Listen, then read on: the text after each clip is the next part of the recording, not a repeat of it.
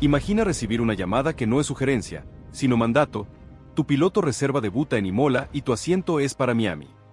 Suscríbete y deja tu like para no perder detalle de este terremoto que ha sacudido Alpine y la Fórmula 1 entera. La noticia estalló a primera hora del 15 de julio de 2025, cuando Stefano Domenicali, presidente de la Fórmula 1, marcó directamente al director de Alpine. Sin rodeos, con voz institucional pero autoritaria, dio la orden. Franco Colapinto corre en Imola y Jack Doan terminará en Miami. No había margen de negociación. Los contratos, los datos de telemetría o los informes de rendimiento quedaron en segundo plano ante la única palabra que vale en la F1, la del máximo responsable del campeonato. Esa intervención catapultó al joven argentino de 21 años de perfil bajo a protagonista principal. Campeón de Fórmula 2 de enero de 2022 con triunfos en Monza, Spa y Silverstone y con 5 puntos sumados en 9 grandes premios con Williams en 2024, Franco llevaba meses brillando en simuladores. Su 1:42.125 bajo lluvia virtual en Imola superaba los cronos de Doan y se igualaba al de Pierre Gasly en condiciones idénticas. Sin embargo, Alpine se resistía a alteraciones bruscas, hasta que la voz de Domenicali cambió todo. La reacción dentro de Alpine fue de choque y división. Por un lado, quienes apoyaban la medida veían en Colapinto no solo un talento abrumador, sino un imán para los patrocinadores de América Latina y un soplo de aire fresco para la imagen de un equipo luchando por remontar en el campeonato de constructores. Por otro, defensores de Doan consideraban que expulsar al joven australiano sin un informe deportivo completo y por mandato externo suponía una afrenta al respeto interno y un precedente peligroso. Doan se enteró por rumores en los pasillos, una frase, un comentario velado, un Miami será tu última carrera. No hubo comunicado oficial, solo el silencio más hiriente. Se encerró en su box, esquivó preguntas y esperó el mensaje formal, escueto y glacial. Jack, necesitamos hablar. Tras un intercambio de agradecimientos y excusas cuidadosamente redactadas, el australiano obtuvo la fría confirmación de que su viaje a Miami cerraría su etapa como titular. Cuando preguntó si todo era orden de Briatore, la respuesta aún más dura lo dejó helado. Ha venido de más arriba. Mientras Doan procesaba la noticia en silencio, Colapinto vivió su propia reunión decisiva con Briatore, solo un contrato y un ya sabes lo que hay que hacer. Sin euforia ni aspavientos, firmó y volvió al simulador. Sabía que en la F1 importan menos las palabras que el rendimiento. Ni celebraciones ni declaraciones, solo horas de preparación para asumir el coche número 27. El fin de semana del 30-31 de agosto en Imola sirvió de claro examen. En la tercera sesión de libres, Colapinto clavó un 1:22.444 que lo colocó noveno de 15.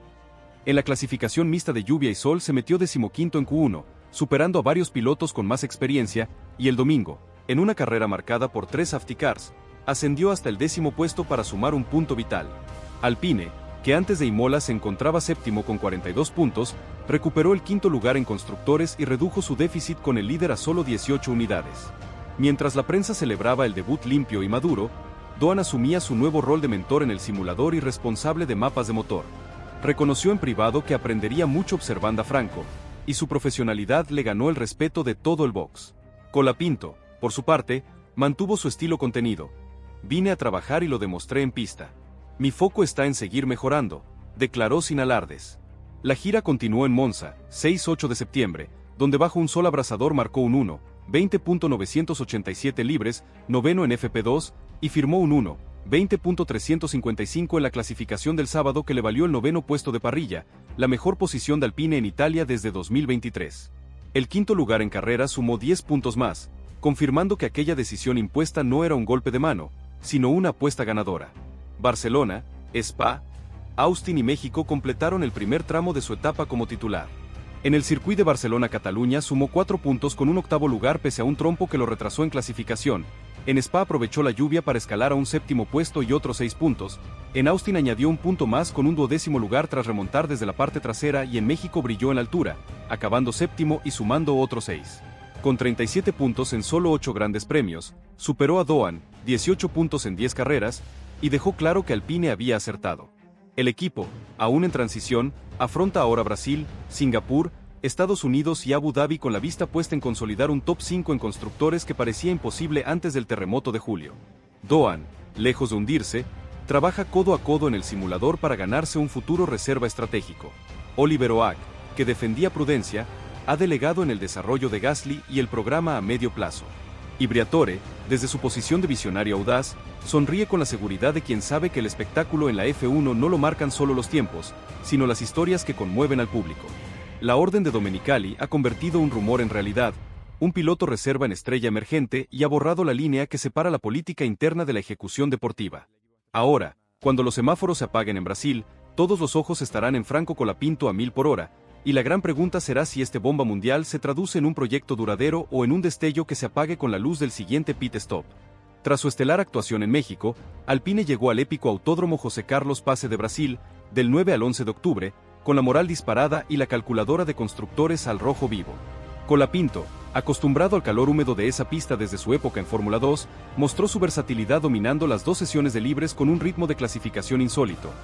En la FP2 firmó un 1:10.174 que lo situó sexto, apenas una décima detrás de los Ferrari y McLaren, una señal contundente de que aquel rookie ya competía al mismo nivel que los veteranos. El sábado, en una clasificación marcada por el tráfico y las ráfagas de viento, paró el cronómetro en 1:09.998, consiguiendo el quinto lugar en parrilla, el mejor resultado de Alpine en Brasil desde 2016. La carrera del domingo 11 no fue menos espectacular, con una salida impecable. Colapinto defendió la tercera posición en la subida de la curva Senna, resistió el embiste de Lewis Hamilton en la segunda curva y aguantó el calor abrasador para completar 71 vueltas sin desfallecer.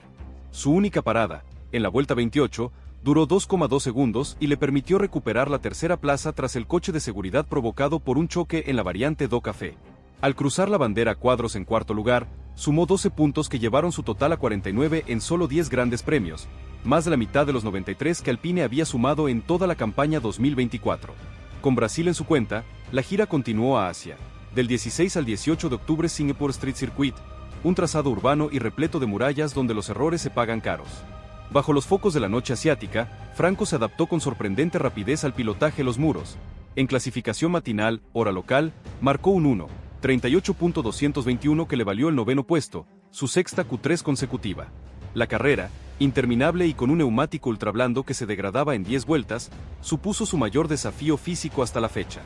Aún así, gestionó cada stint con maestría, remontó del 10º al 7º lugar tras un excelente undercut en la vuelta 20 y concluyó en quinto puesto cuando la mayoría de sus rivales luchaban por mantenerse vivos. Ese cuarto top 5 en 13 carreras le reportó otros 10 puntos y disparó su total a 59. En paralelo, el impacto comercial de Colapinto alcanzó nuevas cotas. YPF lanzó una campaña digital llamada Argentina Late en F1 que acumuló 20 millones de visualizaciones en YouTube y TikTok, mientras Globant estrenó un documental breve en Netflix Latinoamérica sobre su trayectoria. Alpine, que necesitaba renovar su base de aficionados, vio cómo su audiencia online crecía un 80% en 6 semanas.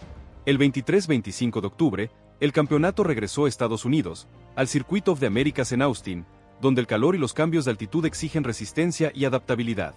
En la Q2, Franco superó a Doan por más de 5 décimas con un 1:37.876, ubicándose décimo.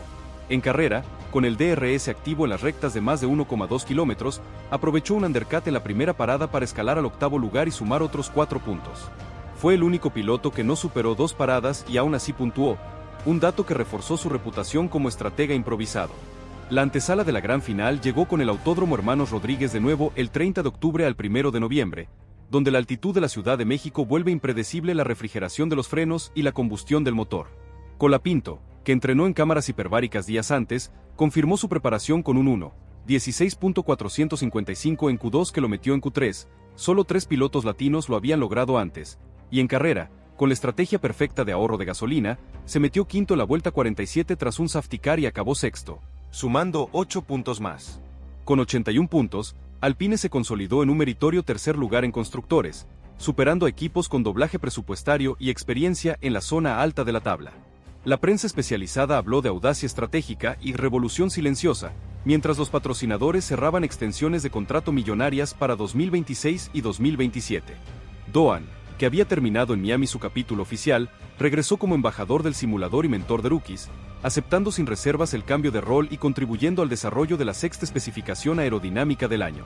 Pero la gran pregunta, la que aún palpita en cada curva de Abu Dhabi, 27-29 de noviembre, es si Colapinto confirmará la promesa de una nueva era para Alpine o si la presión de haber cumplido el mandato de Domenicali y sobrevivido a un despliegue mediático como ningún otro rookie podrá sostenerse hasta el final.